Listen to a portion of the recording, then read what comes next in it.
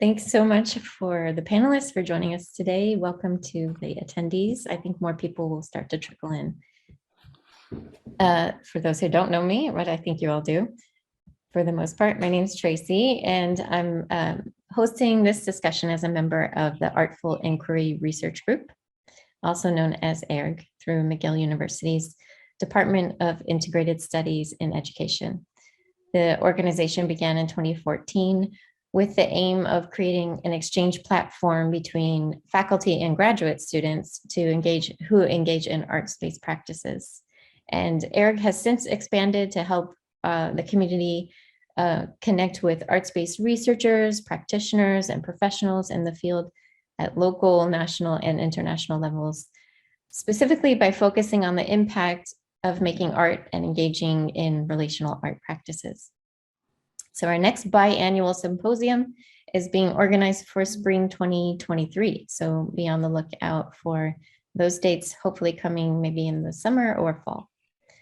And this is our first event in about 2 years. One of our founders, Dr. Mindy Carter, said it feels like we're waking up from a big slumber. I like that metaphor. We're calling these discussions our coffee talks, as they're meant to be a place for us to talk about all things related to art, to create a space open to dialogue between artists, researchers, educators, and professionals in our fields.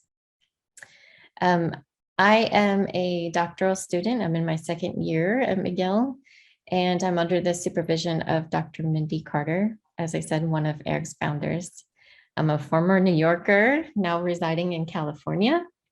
And I'm a dancer, choreographer, and educator. My research focus is on somatic practices and creativity in dance education, hence this virtual discussion today. So thank you for indulging on this topic with me.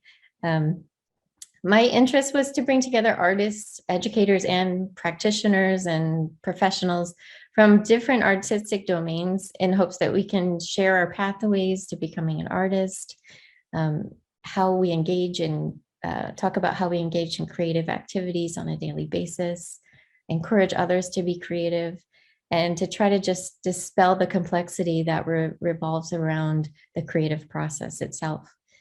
Some questions I'm asking myself as I dive into my candidacy paper on this topic is how do artists do what they do? What does it mean to be creative? Is creativity accessible to everyone? Should or can creativity be measured?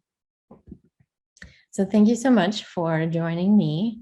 I'm still trying to figure out why you all agreed to be here. So thank you.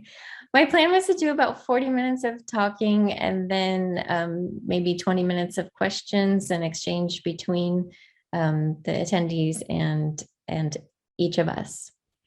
So feel free as we move along to place questions in the chat as they come up, or you can write them down, save them for later. But I encourage you to turn your cameras on and pretend we are in the coffee shop in Montreal, enjoying each other's company, sipping our lattes. Let me begin by introducing our panel. Yes, nice. First, we have Marie-Helene Delage. I'll spotlight you. How about that? Yes, this is Marie-Helene Delage. She's the creative director for Cirque du Soleil. And in this role, she's in charge of guiding a team while maintaining the artistic integrity of each project through conception, design, and production of each project. After pursuing studies in cinema and art history, Marie-Helene joined Cirque du Soleil, where she participated in various Cirque shows and special events as artistic director, project manager, stage manager, assistant creative director, and creative director. In 2012, she collaborated with Moment Factory and later joined the team as lead creative director. Her vast expertise in the fields of arts, live performances, and multimedia entertainment allows her to conceptualize and conceive large-scale experiences while ensuring that each project is built upon a solid technical base. With more than 15 years of experience in production, she embodies a rigorous and proactive attitude, relying on her artistic intuition to direct impactful projects in a spirit of collaboration. Welcome. Thank you very much for having me. Yeah. Next, we have Dr. Ellen Fogelsanger. Dr. Fogelsanger composes and improvises music for dances, videos, and installations, teaches courses on dance and music, and accompanies dance classes. His work, alone and as part of multimedia performances and projects, has been presented in the Americas, Europe, and Australia. He holds a PhD from Cornell University and has presented papers and talks on the relationship between dance and music at international conferences and festivals, including Sound Moves London, the Abundance Festival Sweden, the Academia Mobile of ICK Amsterdam in France, y Seminario Internacional de Artes Integradas in Brazil, and Il Corpo nel Suono in Rome. Wow, sorry if I butchered any of those. He previously held the position of senior lecturer in the Department of Theater, Film, and Dance at Cornell University, and has also taught and played for the SUNY Purchase College Conservatory of Dance and for the Marymount Manhattan College Dance Department. At present, he's teaching for the NYU Tisch School of the Arts and for the Jose Limon Dance Foundation. Dr. Fogelsanger also accompanies dance classes for the Limon Foundation, the Merce Cunningham Trust, the Gibney Dance Center, and the Juilliard School.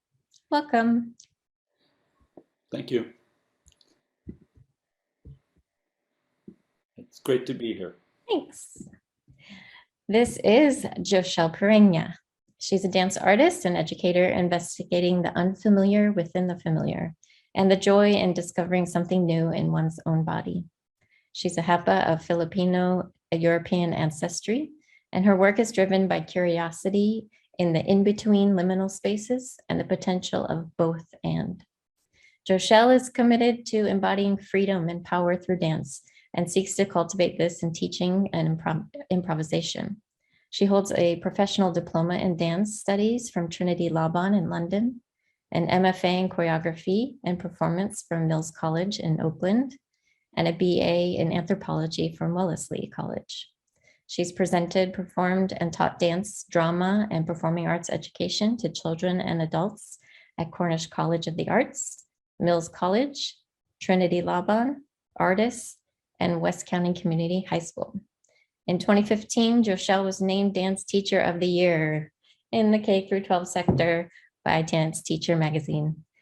As a teaching artist and professional learning manager at Luna Dance Institute in California, Jochelle supports educators in infusing their curriculum with creativity, examining their teaching lens, and advocating for their students and art form.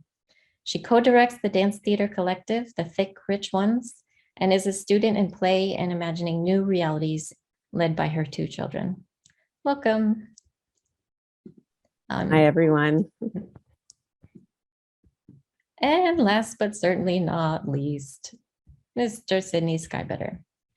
He's a choreographer hailed by the Financial Times as one of the world's foremost thinkers on the intersection of dance and emerging technologies. Sydney's choreography has been presented at such venues as the Kennedy Center, Jacob's Pillow, and the Joyce Theater.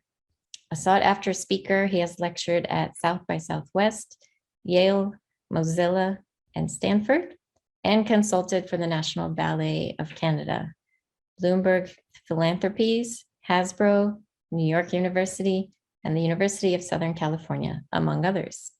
He's a Public Humanities Fellow, Senior Lecturer, and the Associate Chair of Theater Arts and Performance Studies at Brown University, and an affiliate of Metal AB at Harvard University and Dark Laboratory at Cornell University. He's a regular contributor to Wired and Dance Magazine and has served as a grant panelist for the National Endowment for the Arts, excuse me. He's a founding member of the Guild of Future Architects and is the founder of the Conference for Research on Choreographic Interfaces. Welcome, Sydney. Thank you. Good to be here. That went on for a really long time. It did. I'm sorry. And that's the discussion. Thank you all for joining us. So to start us off, I've asked the panel to do a quick self-introduction in addition to their amazing bios. And I wanted to ask them, how did they, to talk about their journey to becoming an artist or professional in their field. How did you end up doing what you're doing now? And were there any pivotal moments in your life that pointed you in this direction? How about we start with Marie-Helene? Is that okay? Thank you. I think I ran away with the circus, and then through the time, I've met wonderful people that kind of paved and helped me to become what I became today as a creative director. I have multiple different experiences in different fields, understanding what is live performance, what is the medium of circus, being able to meet through the years collaborators that were always open to share what they were doing in so many different fields, from choreography to set design to costume, and really understanding what drove them into the world and how together as a group they were having a common goal to create beautiful worlds and shows to be presented on stage. That's, I think, a little bit by little bit. And then I feel that I had early on a sense of leadership and an understanding in order to move forward and be able to be kind of feel that my roles as a creative director is to be able to a little bit set the table and make sure that that table is welcoming in order for everyone to sit around, to be able to share together and kind of create that meal all together, so that at the end, this is what is brought forward. So I would say that short and sweet, this is my coming to my work now. Yeah, thank you. And Alan. Well, I would have to kind of say that what I feel I do is I make music for dance, and that's kind of my area. And there was a very specific moment when I got into it because I had gone to school in a completely different subject. But my parents were musicians and I had done a lot of music. And when I finished getting my degree at Cornell, there was an opening in the dance department for a musician, for a music director. And I loved Ithaca, New York, and I wanted to stay there. And I loved working with the people in the dance department. They were wonderful people. And so I took this leap from one field where I was to this new area of music for dance. And then I grew into it, working with all the different people in the dance department there, especially the dancers and the people in theater, the sound designer, the lighting designer. All of these people taught me a lot and led me in particular directions. And then when I came to New York, it's just been a matter of meeting and learning to work with even more people, and including the students. I learned so much from the students that I've been teaching over the years. And that's still the case. Like a lot of the questions that you were asking about creativity, I immediately think about what they're doing in classes and what I've learned from, oh yeah, that worked. They learned something there and they learned something from this. So yeah, that would be my pivotal moment when I jumped into the dance field from kind of the side. What exactly were you doing before? Because I didn't read that in your bio. What is your degree in? Mathematics. Nice. Okay, we'll talk about that later. Jochelle. Yeah, Traci, I was thinking about this question this morning, and I feel like there's been many pivotal moments, but one similar to Alan's story. I went to school for something else. I thought I was going to be a pre-med student, and then but through a different track. I would take the pre-med subjects on the side and really focus on anthropology. I had a lot of interest and got into those science classes, and I'm like, I don't think this is it. I don't know that this is the kind of people I want to be around all the time. It was highly competitive. I'm like, I think I would lose something of myself within this. So I left that and made this deal with myself that I forgot until many years later. Like, okay, if I don't know, if I haven't figured it out after graduation, I'm going to go back to dance. I had danced all through my childhood, and people had said, you know, like, what, aren't you going to go to dance school? And it was always a hobby for me. So I never, but something very dear to me. I don't think I ever considered it as a career option or a profession. It was, and I think I also worried about what if it became something that I had to rely on for finances, and would that take away some of the joy? And that aspect of creativity? Would I not feel creative having to make money through something that is, maybe driven by something else? I would want it to be driven by something else. So it was a few years later after I had graduated, and I still didn't really know what I was doing. And I'm like, oh my gosh, do you remember that deal you made with yourself, Jochelle? You're going to go return to dance. Let's see what would happen. So I ended up going to dance school for a year just to investigate and really immerse myself in that environment and see what came out of it. And I think I just really felt more like myself. I found my voice, and it in making work, and I feel like that's when I could embrace this concept of like, I am an artist, and it doesn't, anything is possible, within this discipline. I could be teaching, I could be performing, I could be making work, and even more, so I've spent the years since then kind of continuing to investigate and finding different situations to immerse myself in, and following the creative spark. Yeah.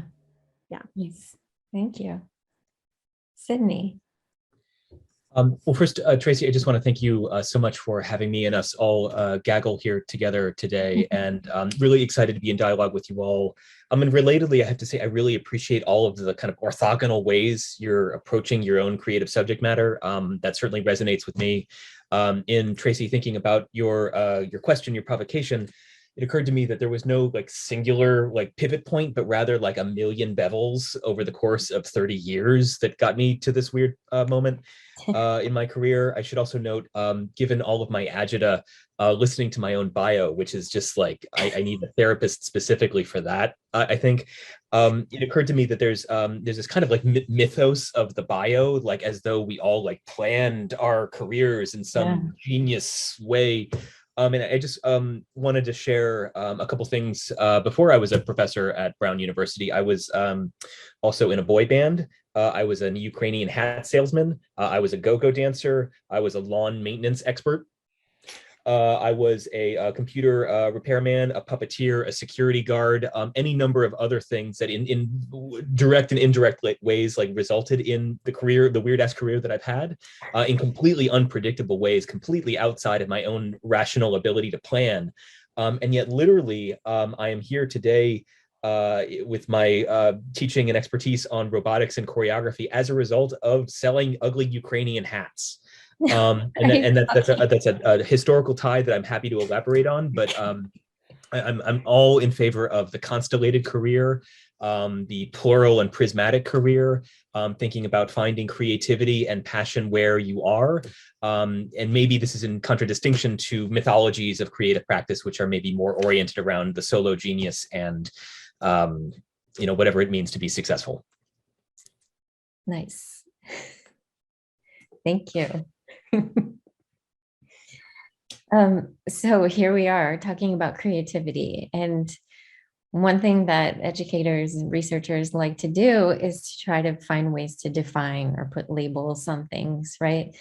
Back in 2002, there was a systematic literature review done, and they found over 120 definitions of creativity.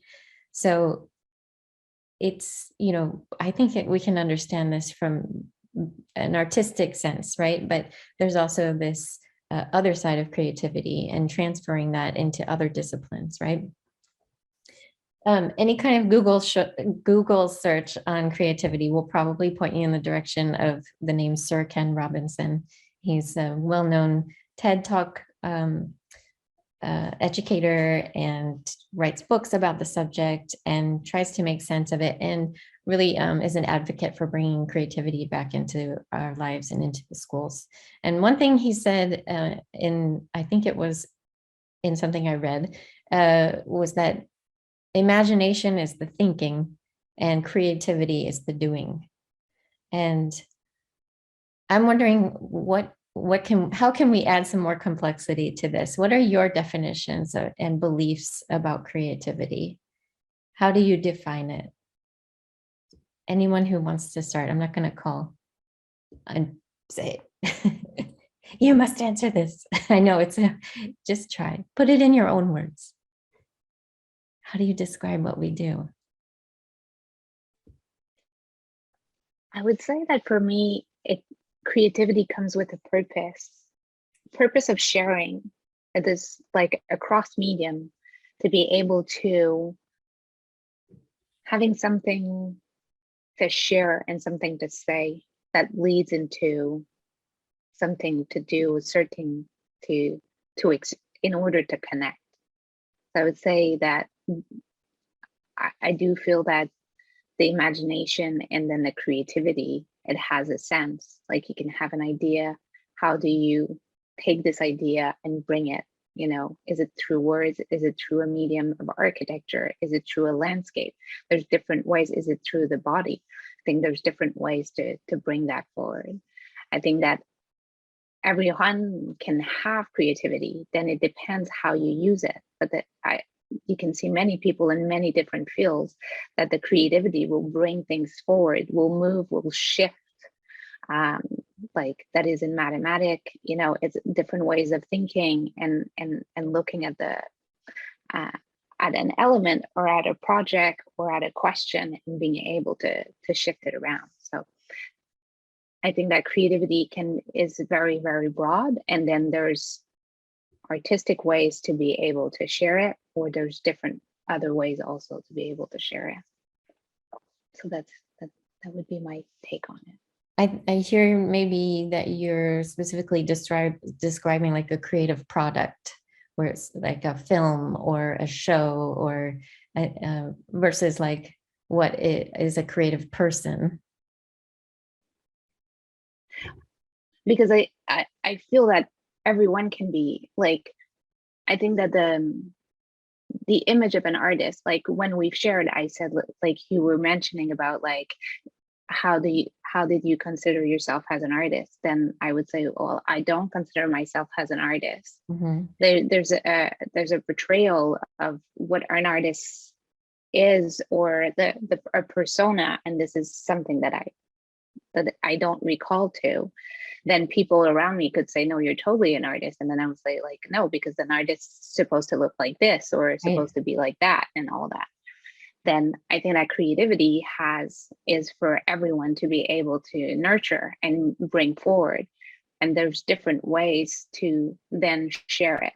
Mm-hmm. And some of them, yes, will end up being a product, or it's going to go through a medium, and this medium can be shared, or this medium can be kept as well. I don't think that creativity becomes at the end something that is tangible. It can be still untangible.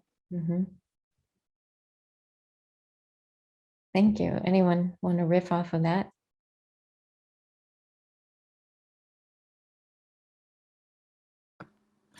Well, you know, there's so much in what you're saying that resonates with me, and especially the collaborative aspect of it, of working with other people and making things. Because it's true, I don't think of myself as an artist. I just make things, and I make them with other people. And this whole idea of an artist doing something, I don't understand it really. You know, every day I play for classes and I make something up that works with the dancers, and I'm inspired by the dancers that I work with. And that sort of collaboration to me is like one of the main things that makes work happen, working with other people, someone to work against, someone to work with, someone to play with. Mm-hmm. Those are all, I mean, as I tried to go through the things that matter to me in terms of creativity, those were the practices that I thought were most important. And, you know, when you asked about creativity, I was thinking in terms of how we make things. And I ended up thinking of it in terms of taking something and either extending it or combining it with something else, because that's what I feel I'm always doing. There's nothing new. Nothing gets made out of nothing. It's always taking other ideas and putting them together, or taking one idea and pushing it further. There was a book I read 20 years ago now. It was called The Way We Think, and it was about conceptual frameworks. And I thought it was I hardly remember anything from the book other than basically the claim that, and kind of a really good argument that we have these conceptual frameworks, and the way we actually kind of grow is we take one framework and we take another framework and we figure out ways of putting them together. And that's how we come up with a new idea, by combining and extending what we've already got. And so, you asked how to measure creativity, and I have no idea how to do that, but it seems like it would have something to do with figuring out how well someone takes something and pushes it further, and that anyone can do that too, by the way. It's not some special thing. It's really, I think little kids do it all the time. So yeah, those are my thoughts. You are not an artist. What are you talking about? Jochelle or Sydney, do you want to add to this complex conversation? Sure. Yeah, I love what both of you have said. I love that the words play and improvisation came up. I love that you are saying that you see that creativity is possible in everyone. And one of the things we say as teachers at Luna Dance Institute is, the artist in me sees the artist in you when we're teaching children, is that we recognize that potential in each being.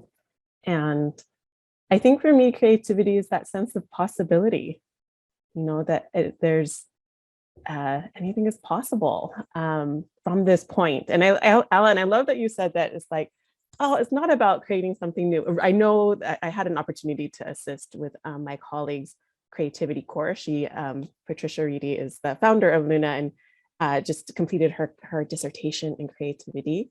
And then recently taught a course for teachers as creative practitioner scholars, all on creativity. So I got to glean a little bit about the kind of history and research of this term.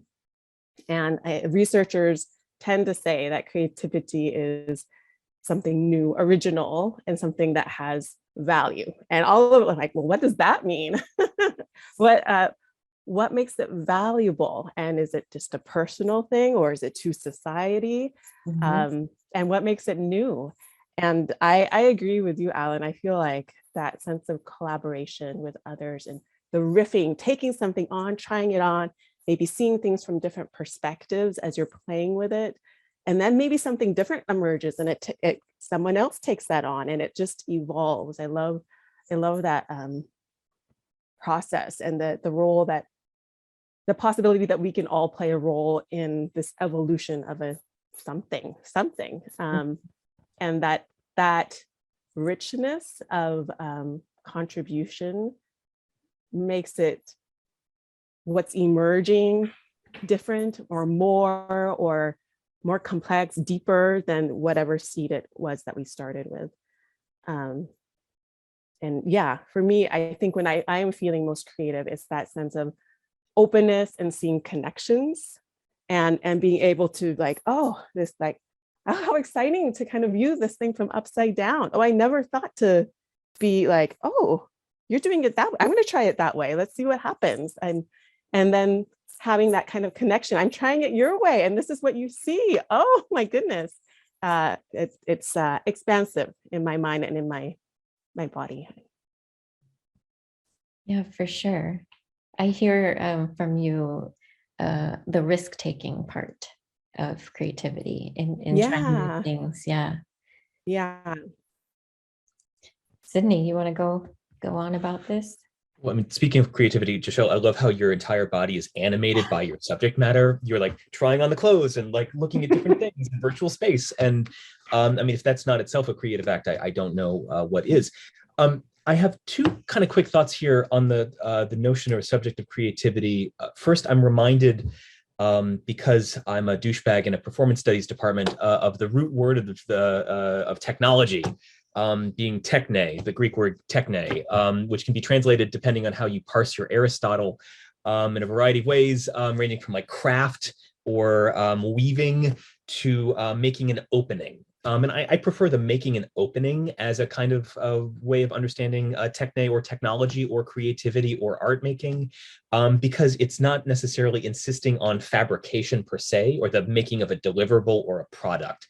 I like the idea of creating or fostering an opening because it speaks both to the kind of constellative, interpretive, bringing together of multiple ideas or being in relation to multiple planes or fields or disciplines, while also potentially doing work on the structuring and meaning making across these things. Where that's particularly urgent to me, I think, is in this question of maybe privilege relative to art making or creative practices. I'm struck both by the truth of what several of you have been saying about creativity being ubiquitous, especially in children. Like this is, creative acts or functions are things that we are all capable of doing, and yet not everything we create or not everything that is called creative gets to be called art. And so I'm struck by the difference between what gets called creative versus what gets to be called art. I'm reminded, Alan, of Traci's impulse to punch you in your face when you didn't say that you were an artist. Right. I think, right, like I think that there's a fascinating politics to that. And so this relationship of like what we understand when what we mean when we say creativity, in contrast to what we mean when we say art, in contrast to the entire labor apparatus of like how these things are manufactured. Like these are things that exist in an interesting relation to me, and is something that we work on here in the performance studies department. Cool. For sure. Thank you.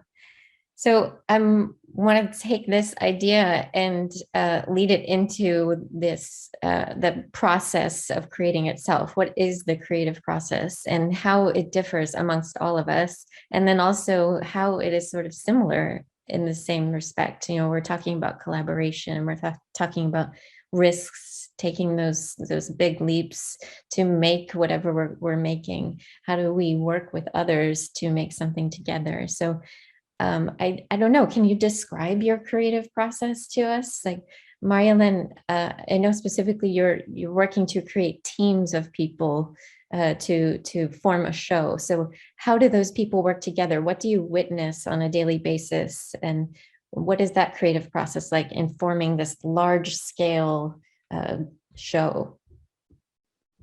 And then others you can chime into.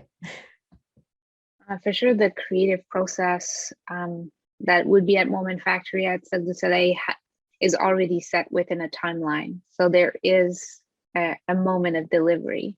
Mm-hmm. So once we started the project, most of the time, we first identify that is the show director. So who do we feel that through the different parameters or where we want to go and what is the world that we want to develop and how we want to develop it, which would be the person that would be the most, I don't know how to say it, the most appropriate, the right person. And then based on that, it is a collaboration of like, who are the other players and that you want to play with in order to work on this project. And from there, what we try to do is have like close collaborators and new collaborators and different collaborators in order, like the exchange and the point of view that you've mentioned, that's also the part where the sparks happens, and not everyone has the same view, not everyone has the same background or the same way to look at things in order to have like a strong conversation, and that people can jump on an idea and then explore it a different way to be able to bring it back. And then it's a little bit how it gets developed and moved forward. I think the important is to know that the team is really working together and has trust and respect from one another through the whole process, because like in many fields, there are challenges and there are moments where it's it's less fun than others. So you have to make sure that the people, the community that you've built in order to move forward is really strong together, because those downtimes needs to like be passed over and we move forward. So I would say that that's a little bit how it's developed within reaching a Cirque du Soleil show or a multimedia installation. So yeah. Great, thank you. I think what I'm hearing is that the creative process itself can be messy. And sometimes it can be like a straight line. Wow, this is working. Let's keep on forging ahead, right? I think that the creative process is undoubtedly a very personal experience at the same time, where we're learning about ourselves and how to bring that forward in our artistic sense, how to communicate that, right? Through whatever medium we're working with. It's been described as ephemeral and complicated and elusive. It's hard to put it into words. I was watching something, a video of Margie Gillis, excuse me, and she explains her creative process in dance as discovering and revealing who we are as people and what's at the core of our beings, and how she uses movement to express that. So I don't know, maybe Alan, are you interested in coming forward? Says, I have this, understanding of what it's like in dance, and I know you work with dancers often, pretty much every day, probably, of your life. But can you describe in a musical sense, like how do you approach making something? Well, I think it depends very much on what the project is. Because it's true, I have to make things up every day playing for a class, but then there's performances, which are an entirely, not an entirely different sort of thing, but like where you're going with the material and what you hope to do with it may be somewhat different than what happens in a class. The wonderful thing about a class is that you can be completely playful, because it doesn't matter if it fails. It's only a dance class exercise. So I have the chance to be experimenting all the time, and the dancers hear me make mistakes, and that's just fine. Everyone's happy about it, because there's almost always something wonderful coming out anyway. Something about the rhythm or something about the groove in the music that it's all right if there's some mistakes in it, because it's a class. They're making mistakes too. So we're all having fun just playing, essentially. But for a performance, it feels somewhat different to me. And I have to admit that lately I haven't done any performing of set material. It's all been improvisation, which feels much more comfortable to me. Wow. Because improvisation, you can always fix your mistakes in performance. You turn them into something that is useful, that you convince the audience that, oh yes, you meant to do that all along, or you use it as a place to build something that you hadn't expected to happen. But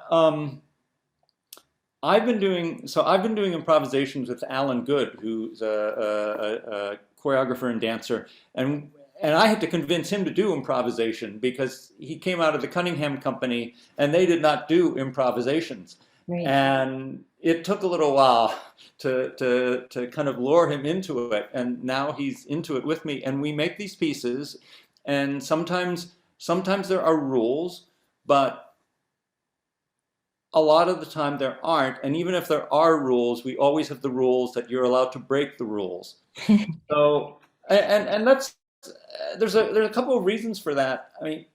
I feel having obstacles is useful. Having restraints is useful, because they force me to do something different, because if I don't do something different, I get bored with myself. I don't want to do the same thing over and over again. And these obstacles, these problems that have to be solved, fit into that. It's part of, you start with a problem, or what you want to do, or who you're working with, or how much time you have, or what your instruments are going to be, and then you have to go from there. And like with COVID, for instance, Alan and I we had started as an entirely acoustic thing. She was doing movement. I was at a real piano in a real space. But with COVID, we couldn't do that anymore. And I had to get out all of this old electronic music stuff that I kind of put in the closet, or I had to buy all of it all over again and build up a whole new studio, because that's what you could do. And then we started asking, well, okay, now we're doing performances on Zoom. How do we take advantage of Zoom? What are the good things that you can do in Zoom? And we tried to turn it around and made these crazy things that took advantage of the latency that you have in Zoom in terms of sound or something, Right. or whatever else. And it kind of just led us in an entirely different direction. And I feel constantly doing that, and dealing with those challenges, it enriches your possibilities. It enriches the stuff you have. It's kind of like having multiple collaborators. Like every person you bring into a collaborative situation enriches it, and like brings more ideas into it, and brings more play into it. Mhm. And so these sorts of things where there's lots of people involved, or there's a long time period where you just keep on pouring new ideas into this cauldron of stuff that you're gonna build something out of, all of that I think is really helpful, and has to do with at least my creative process, working with other people. I don't do things on my own too much, because it's just not as much fun. Yeah, I totally agree. Jochelle, Sydney? I feel like my creative process has changed since having kids. And the ideal conditions are to have the space in the Yeah. studio, uninterrupted thinking. Yeah, right. Yeah, just like really immerse myself in the vision and playing around, and I at the time I have a small dance theater collective that is actually not so active at the moment, but at the time when we were most active, most of us were living in the same house. And so I could grab people in moments, and we could play together. And it's what you were talking about, Alan, that sense of collaboration, and just, and also how you were referencing Traci, Margie Gillis's quotation around kind of discovering what was, the hidden things, kind of pulling those things out. The people that I was working with were not dancers. They were my housemates, but they were also creative people, maybe musicians, right, or painters, or a variety of different things. And I love that. I love being able to work with people who don't have a preconceived idea of dance, or maybe they do, but they haven't embodied it. They have a preconceived idea of dance, and that feels really fresh to me. And they're bringing their own creativity that is not dance oriented to the space. So now that I have children, and I feel like my time is more interrupted, or I don't have that wide spaciousness, I'm figuring out different ways to work, and it's not as quote unquote productive. And maybe the deadlines that I might give myself that are some of those constraints that help me produce something, they're just not there. I can't fulfill them. So it might be the 10 minutes I have driving from one place to another to pick them up, and like suddenly a song comes on, and I like, so I've got something, I've got to see it, I've got to write this down, and I'll just pack it away for later. Right. Or I might be just cooking in the kitchen, and like, something that I've got something here. I need to feel it in my body. I'm going to move around and then put it on hold. And I'm trusting that at some point, maybe these ideas will converge into something else, and it's also okay. The creative process isn't always about the product. And I think for a while, that was very satisfying to me, creating a product. And now when my time is limited, I am working towards this sense of, yeah, not everything has to be a product, and it doesn't have to, it's also a little bit of a struggle, because there's this little bit stuff like, my time is limited, I want this to be great right now. But I'm also out of practice, with the improvisation practice, the creativity practice. It's a muscle. I love, Alan, that you're going through, you're finding the new problems to solve, even during COVID and over Zoom. And I think that's part of what it takes, this kind of a consistency of working the muscles. And I'm just trying to find that in the little moments that I can these days. Totally with you on that one. Sydney, take it away. No, I feel deeply the interruption and the children and the balancing labor with other forms of labor. And I guess I'm reminded here also that like creativity itself, or creative acts, is a form of labor. And as such, and especially when we're working interdisciplinarily, that not all forms of creative labor are valued equally. I think there's an interesting question about, especially again in interdisciplinary circumstances, like who gets to benefit from creative labor and how those benefits are equally distributed or not. I'm actually reminded of, I think it was a video that came out a couple of years ago, a collaboration between, I think, Cirque du Soleil and Boston Dynamics, which was a kind of collision of emerging robotics technologies and a fascinating video production and beautiful choreography and performance.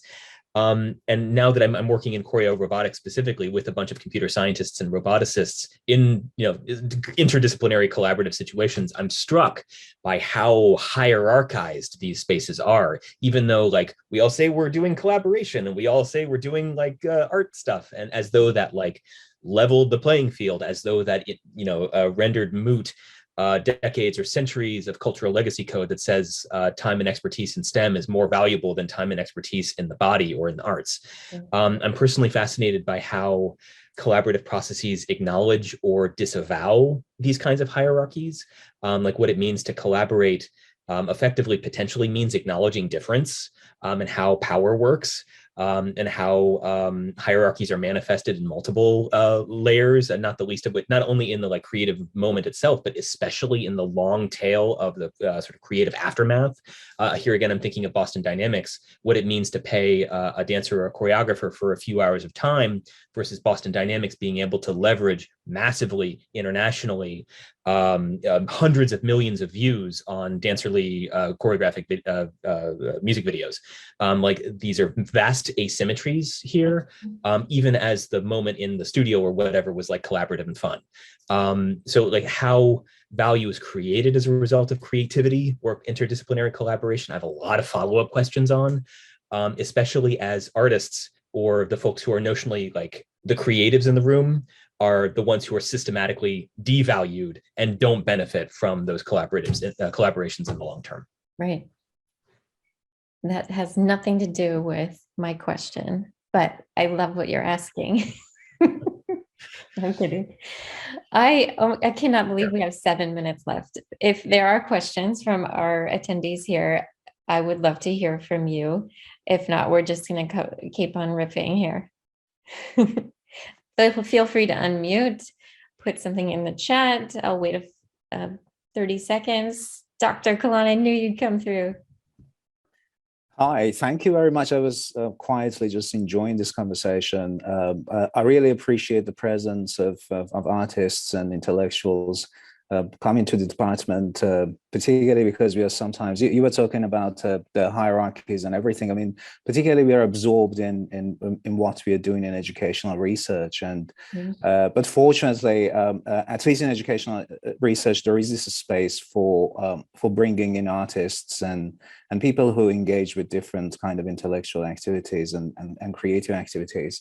Talking about those hierarchies, I wanted to hear a little bit more if you would like to share your thoughts about the politics of creativity. And I think all of you have been addressing that in different ways, from avoiding kind of the label artist to complexifying kind of the creative label like for instance, our roles as parents to talking about techne and everything. I think you have all been addressing that, but I want to learn more from you in connection with what we do in education. I would like to know about the politics of creativity and within educational structures, because at least as far as I know, in literacy education, Western educational structures haven't been designed to encourage creativity that much.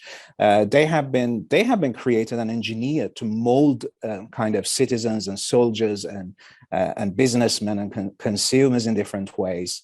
That's no surprise that whenever people start just cutting budget, everybody starts from the arts in different ways. So I wanted to hear your thoughts about that particular context, if you want to focus on the politics of creativity.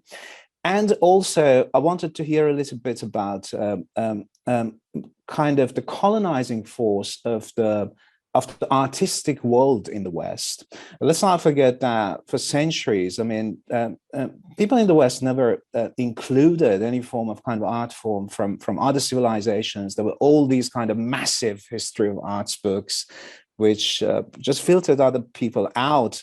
So just building on what you have already started to say, if that is again important for us as educators, because we are just trying to engage with different forms of decolonization in education. And we are trying to see if in a place like Montreal or Toronto, with more than 50% of our students being immigrants, I think it's important for us to just recognize what those students bring into our classrooms. So about these two particular contexts and the politics of creativity. Thank you. Thank you.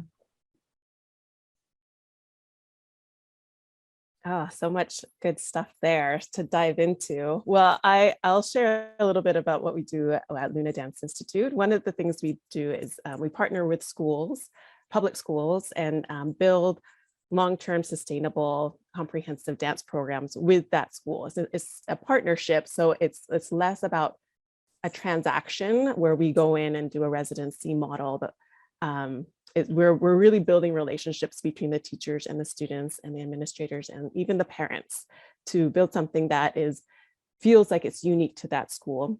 And it's all focuses on creative dance. And creative dance is not necessarily teaching one style of dance or as an aesthetic, but it's builds on improvisation techniques and seeing the children, the students, as potential dance makers, and that they have power and agency and voice. So that is something we emphasize in all of our programming.